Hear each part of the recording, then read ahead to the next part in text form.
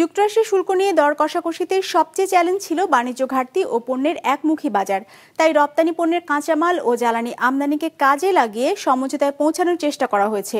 রোববার রাজধানীর একটি হোটেলে building national capabilities in trade negotiation শীর্ষক সেমিনারে এমন তথ্য জানান বাণিজ্য উপদেষ্টা।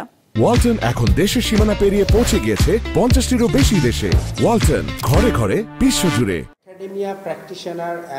বাণিজ্য চুক্তিতে উচ্চতর দক্ষতা না থাকায় পণ্যের শুল্ক হার আর কোটা সুবিধার ক্ষেত্রে অনেক সময় চ্যালেঞ্জের মুখে পড়ে বাংলাদেশ। এই দক্ষতা অর্জনের জন্য দীর্ঘমেয়াদী কৌশল, সুনির্দিষ্ট দর কষাকষির ক্ষমতা এবং দক্ষ জনবল প্রয়োজন হয়। বাণিজ্য চুক্তিতে দক্ষতা শীর্ষক আলোচনায় বক্তারা বলেন, এলডিসি উত্তরণের পর নানামুখী চ্যালেঞ্জে পড়বে বাংলাদেশের রপ্তানি খাত। সেসব সংকট মোকাবেলায় আগে থেকেই প্রস্তুতি রাখতে হবে। এলডিসি পরবর্তী বাংলাদেশের সক্ষমতা নির্ভর করবে আন্তর্জাতিক বাণিজ্যে দর কষাকষির ওপর। অনুষ্ঠানে বাণিজ্য উপদেষ্টা জানান, মার্কিন শুল্ক নিয়ে দর কষাকষিতে সবচেয়ে বড় চ্যালেঞ্জ ছিল বাণিজ্য ঘাটতি ও পণ্যের একমুখী বাজার। কাঁচামাল ও জ্বালানি আমদানিকে কাজে লাগিয়ে সমঝোতায় পৌঁছানোর চেষ্টা করা হচ্ছে। Bangladesh stands at a critical juncture as the nation transitions from LDC status.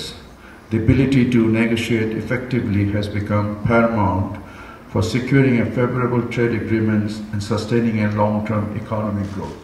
এছাড়া দেশের অভ্যন্তরে আন্তঃদাপ্তরিক জটিলতা ও ধীরগতি আন্তর্জাতিক দর কষাকষিতে বড় বাধা বলে জানান প্রধান উপদেষ্টার বিশেষ সহকারী লুৎফে সিদ্দিকী। গুরুত্ব আরোপ করেন বাণিজ্যে দর কষাকষি বিষয়ক একটি টিম গঠনের। When I got a call saying that the chief negotiator has been transferred to the fisheries department.